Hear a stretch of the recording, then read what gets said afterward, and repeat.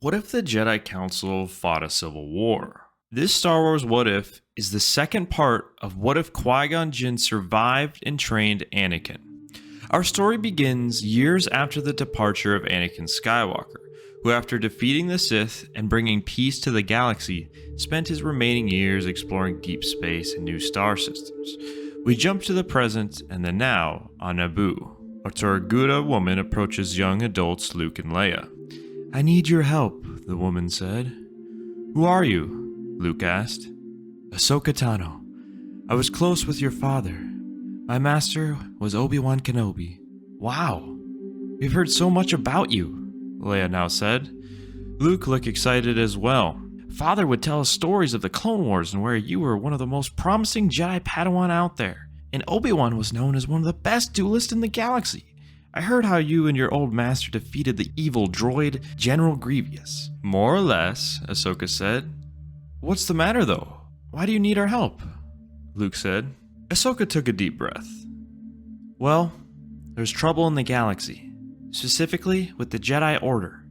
Jedi Master Windu wants the Jedi to take control of the Republic, and he no longer trusts any of the politicians. Many Jedi agreed with him, but Grandmaster Yoda and others like myself do not like this train of thought. In any case, Jedi Masters Mace Windu, Ki-Adi-Mundi, and Luminara Unduli have deserted the Jedi Temple and Coruscant. Numerous Jedi Knights and Padawans have followed their departure as well." "Where did they go?" Luke asked. "I don't know. No one knows. All that we know is that it's somewhere off-world, probably a remote planet in the Outer Rim." "Well, this all sounds not ideal, but why do you need our help? Is it that big of a deal if they just left?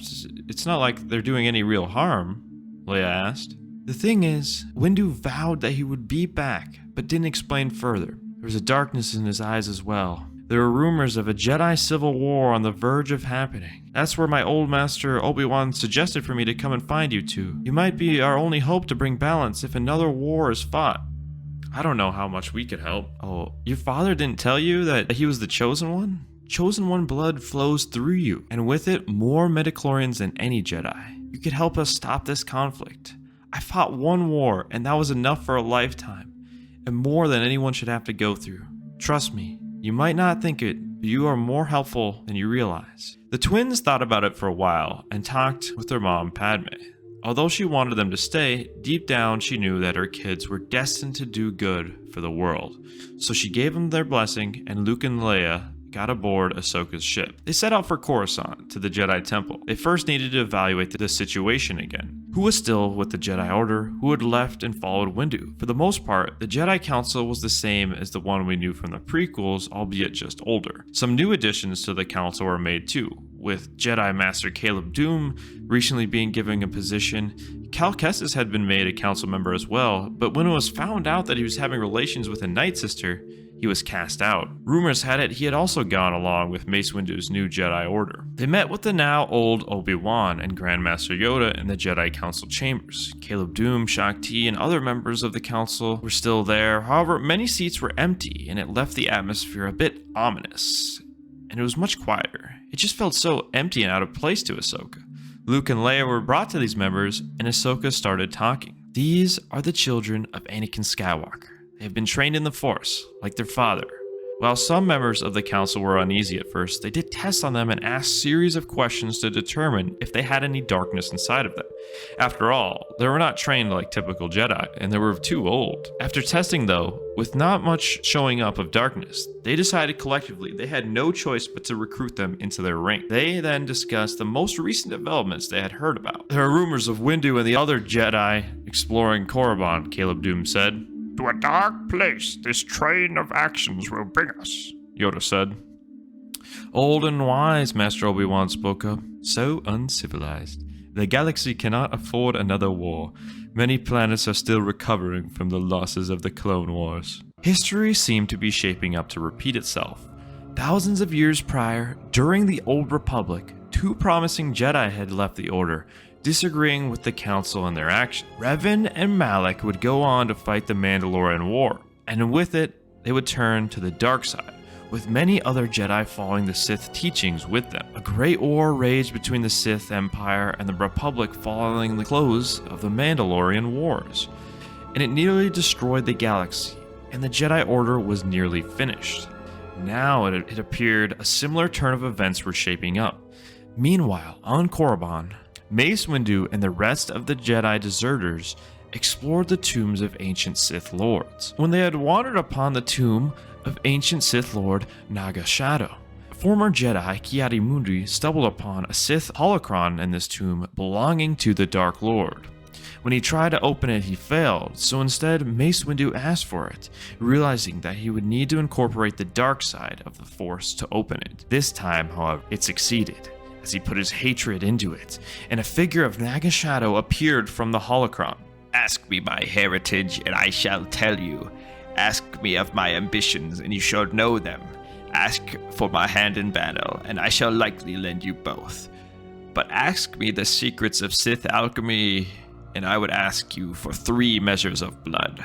1 from a person you love, 1 from a person you hate, and 1 from yourself, the recording of Naga Shadow had said. It was here the former Jedi had come to a great discovery. There was very little Sith artifacts and holocrons back at the restricted section of the Jedi Temple, but now they had one of the great Sith alchemists' old holocron. They would utilize this power to get an upper hand against the Jedi and thwart the Jedi Council and Senate, taking control of the Republic for themselves. After all, it was for the good of the galaxy. The corrupt politicians and Jedi needed to go.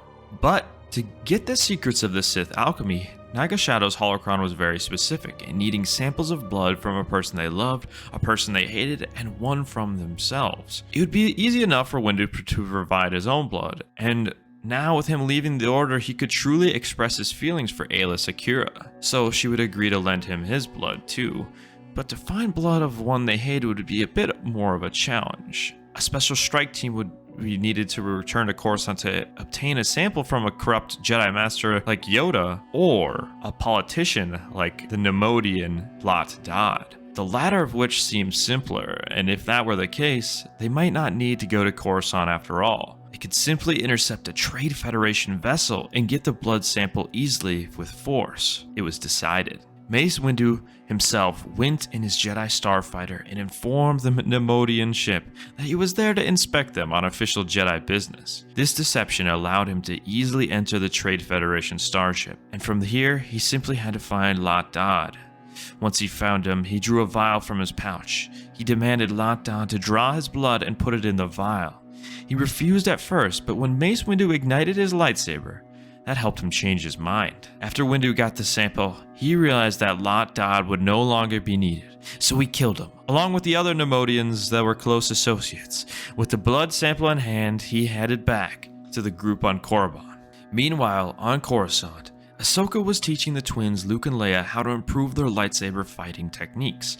Ahsoka would spar them 2 at once with her double sabers, and it was not challenging at first for her, but later on the Chosen One's children caught on quickly and appeared to be quick learners. Soon enough, 2-on-1 was no longer as simple, and they then transitioned to 1-on-1 combat. You both are fast learners, very talented, just like your father, Ahsoka said with a smile. They got better at lightsaber training with Ahsoka and Obi-Wan as well, who helped them improve their defensive lightsaber stances. At the same time, Yoda would help to improve their Force abilities. Soon the twins were able to lift larger objects, and their Force speed and jumps were improving as well. Lastly, Yoda helped them improve their Force shields. Other Jedi, as well like Shakti and Caleb Doom, joined in on the training sessions. Everyone was very serious, well aware of the threat looming over them. This was not going to be a battle like they were used to, fighting against droids and blasters. They would need to fight against other Force users with lightsabers and duels, and it was not going to be easy. Mace Windu had returned from his trip back on Korriban, and after spending the night making love with Aayla Secura, he secured a sample of her blood as well, which she was happy to provide. Windu then drew his own blood, and the powerful users had a meeting again with the Naga Shadow holocron. It was here Windu offered the blood samples to the holocron, which Naga Shadow's projections seemed delighted to receive. Naga Shadow would go on to explain the subtleties of secrets of Sith alchemy. He taught them how to make modifications to their sabers, which included poison tips to the blunt end of the sabers. The greatest feat they had learned, however, was the potion that Naga Shadow had made and the recipe. This great potion would help improve force powers drastically, specifically dark side users' force powers. Mace Windu and the others agreed that with this potion, they would have what they would need to be able to defeat the Jedi and take over the Republic. It was another day of intense training at the Jedi Temple when they were made aware that they were under attack. Returned they have, Yoda said. Protect the younglings, we must. I will do what I must, old Obi-Wan said, igniting his blade. The Jedi had prepared some defenses, but didn't expect the fallen Jedi to return so soon. Mace Windu and the rest of the Dark Jedi marched up the Jedi Temple with Crimson's blades ignited. But something was different about the former friends of the Jedi that had returned home. A greenish-orange glowing aura could be seen around the Dark Jedi. It almost looked as if they were possessed by some sort of Night Sister magic, but it was not quite the same color. You see, before they marched to the temple, the Dark Jedi had went on a mission of their own to find the ingredients needed to make this force augmentation potion that the holocron of Dark Lord Naga Shadow had told them about. They had made enough of it for every Dark Jedi within their ranks to have a dose. It was an ominous and terrifying sight to be seen, the hundreds of Dark Jedi consumed by the darkness around them, menacingly marching towards the temple. Mace Windu had a smile on his face as he led the charge against the initial temple guards. Yellow blades met crimson, but as Luke and Leia watched from afar in the temple window, the yellow blades of the temple guards soon died out. A battle of large scale erupted inside the Jedi Temple. It was complete chaos. There had not been this many lightsaber on lightsaber combat since the times of the Old Republic, and it was reminiscent of that of which Darth Malgus had returned to the Jedi Temple with a large force of Sith of his own and had made war against the then Jedi Master Venzalo and others. This battle was very similar to this, but this time, the dark side was even more sinister. With Naga Shadow's Sith alchemy aiding the Dark Jedi, they had the advantage. Blows were shared both ways, but there were far more Jedi falling than Dark Jedi. The Jedi in reserve on the upper level that were protecting the hundreds of younglings had no choice but to join the fight now. Yoda, Shakti, Kanan Jarrus, Ahsoka, and the twins Luke and Leia joined the battle. Destroy Mace, I must, Yoda said as he leapt into the battle with his force speed heading straight for Mace Windu, who had just cut down a Jedi Padawan. The battle was truly a sight to be seen, with former Jedi Masters and Council members taking up arms against each other, trading blows. While Mace Windu and Yoda fought, Kanan Jarrus had taken on Luminara Unduli, and Shakti took on Ki-Adi-Mundi. Stay close to me and follow my lead, Ahsoka said to the twins. It was an absolute bloodbath, and the dark side was slowly closing its grip over the Jedi. The battle had started with around 400 force-augmented Dark Jedi up against thousands of Jedi. But with those odds, you would think the Jedi would have no problem stopping the new Sith. But you have to keep in mind that of the Jedi that had left to follow Windu, almost all were Jedi Knights and Masters, many of which were battle-hardened from the Clone Wars many years prior. While there are thousands of Jedi at the temple, many of those numbers consisted of Padawans and younglings, just beginning to find their way in the world and the Force. Combine this fact with the added boost of the Sith alchemy, the Jedi were dropping like flies. Masters were being slain by their former Padawans. Lightsabers were dropping the floor left and right. General Grievous wishes he was still alive. Luke and Leia had finally gotten their first shot at real combat during the most pivotal battle that would change the course of the entire galaxy. At first, they were a bit sloppy and nervous with the red blades coming close to hitting them, but with the training they had went through in the months prior, along with just their natural talent, they were quickly getting the hang of things. Just when the Jedi were starting to finally rally a comeback, a terrible shriek was let out. Shakti had just been stabbed through the chest by Ki-Adi-Mundi, and the sight of a leader of the Jedi Council member falling discouraged many. The Jedi had managed a small victory of their own, with Caleb Dune managing to strike down Luminara Unduli, but the battle raged on. Mace Windu and Yoda were still going at it. Normally, they would roughly have been equal match. Considering Yoda's age and his aggressive fighting style with many jumps and force speed, Yoda was slowing down. Mace Windu took this opportunity to his advantage. In a moment where Yoda was exhausted and distracted by the sight of a Padawan slain, his force bubble was broken, and Windu force choked the life out of him. I should have been made Grand Master. You were always so weak and indecisive. You let the Senate and all the politicians get to their corrupt state and did nothing. After getting his last words out, Mace Windu finished Yoda off and let out a powerful Force scream in the process, almost with a hint of conflict after killing his old friend. Regardless, the Force scream was powerful and it buffered many Jedi. Morale dropped at an all-time low at the sight of the Grand Master's death, and Jedi started backing up. Retreat! Retreat to the upper level! Ahsoka screamed. This was easier said than done, though many of the remaining Jedi were able to retreat up the stairs.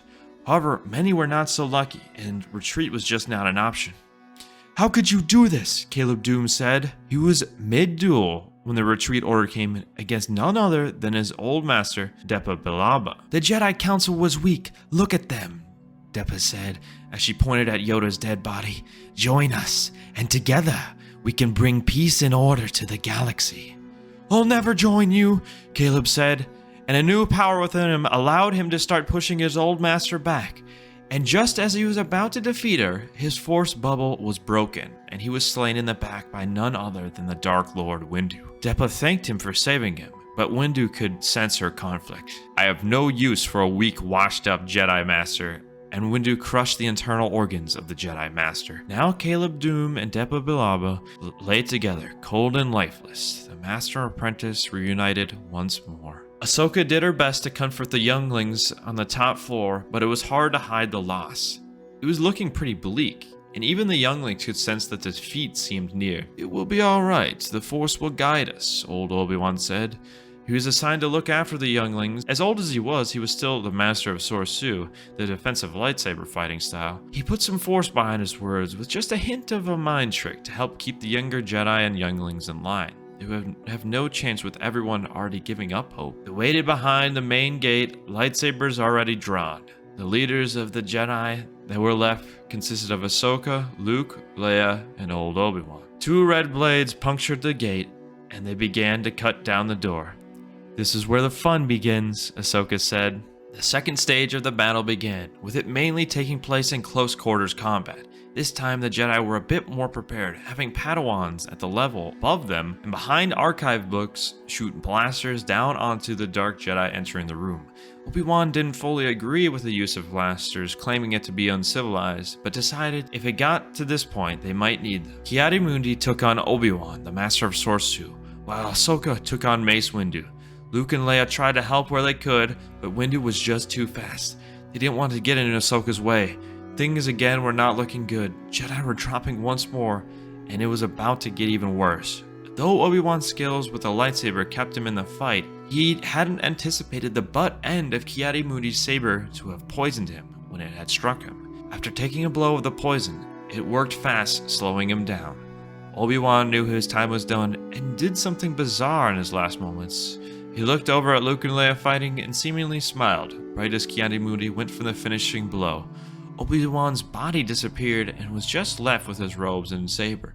No! Luke said as he saw the wise master fall. Ahsoka had no time to react or grieve to her master's falling, as it took every ounce of her energy to survive the onslaught of Mace Windu's strikes. Eventually, Mace Windu sent a powerful wave of force energy at Ahsoka, shaking her up, and he took the opportunity to cut her right arm off. Ahsoka had fainted after the trauma from the lost arm and the other damage she had sustained. We have to help her, Leia said, and the twins joined the fight against Mace.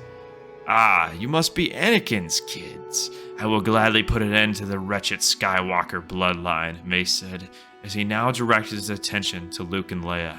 The twins fought side by side against the powerful Dark Lord. Mace was nothing like they had ever fought against. He was so fast, and his strikes carried so much force.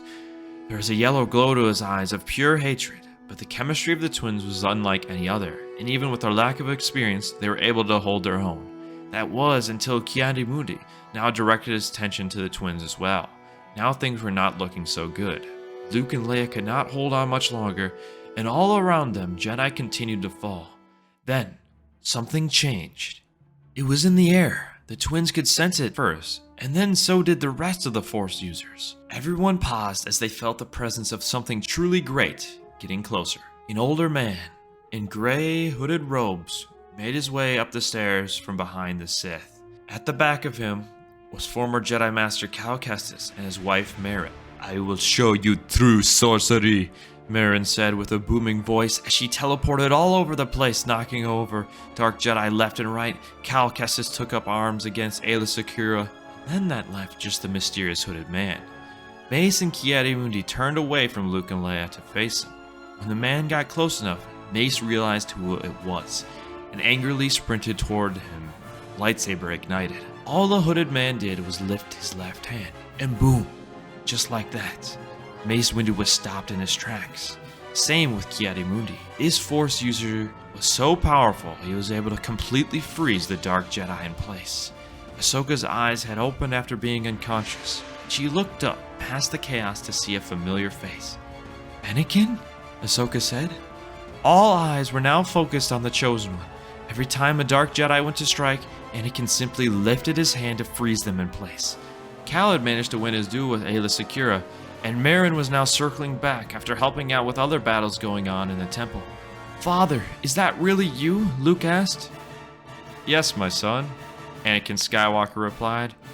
"Everything is going to be okay now." With that, the gruesome battle had ended. In the aftermath of the battle, all the Dark Jedi were either defeated or captured. The threat of another galactic war was over, but with it came a large cost. Thousands of Jedi had fallen during the Great Battle. "Father, are you back for good this time?" Leia asked, as now Ahsoka, Luke, and Leia surrounded the Chosen One.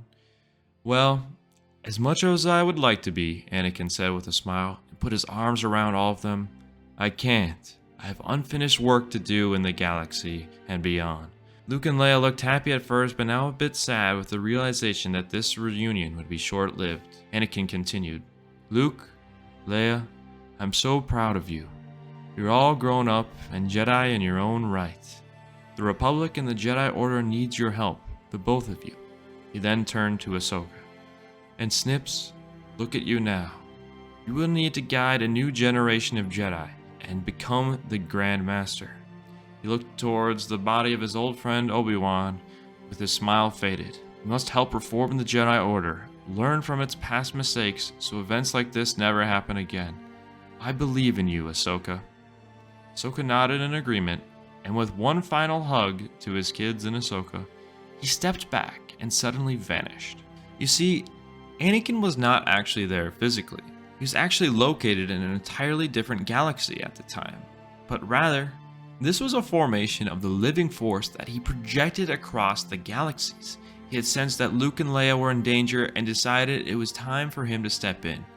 Admittedly, he allowed for what he considered necessary deaths to occur first in the battle, as he knew if he stepped in too early, this cycle of corruption and infighting would continue. Some of the old Jedi like Yoda and Mace Windu were stuck in their old ways, and the Order would never work with them still around.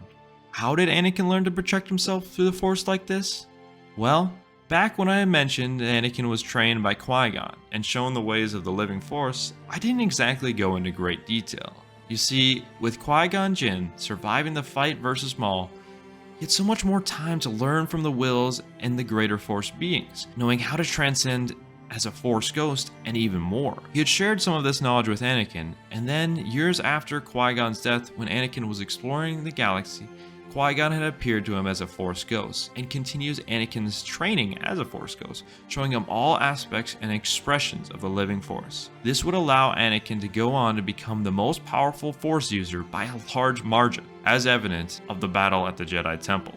In the end, peace would be restored to the galaxy, and corruption would be routed out of the Republic. The Jedi Order would become reformed under the tutelage of Grandmaster Ahsoka Tano, and some of her most promising Jedi of the Order were that of Luke and Leia. The Jedi Order would become a more fair and balanced order, accepting all Force users who had wanted to become a Jedi, regardless of age or skill. And rather than hiding knowledge of the dark side, they would also teach Jedi about it as well, because if you know how dangerous something is and are properly trained on the matter, there's a less of a chance that a Jedi would want to turn, with the mystery of the dark side no longer there to allure them. Anakin continued exploring new galaxies for a time, educating primal beings in the Force and other subjects such as hyperspace travel. He would free slaves and put an end to conflicts and instill democracies across the galaxy. When he finally felt as though he had done enough for the galaxy, he would return home to Naboo, where his loving wife Padme had waited for him all these years. He would live out the rest of his days in peace, getting occasional updates from Luke and Leia on how things were going with the Order and the Republic, but for the most part, he was completely removed from politics and the game of Star Wars.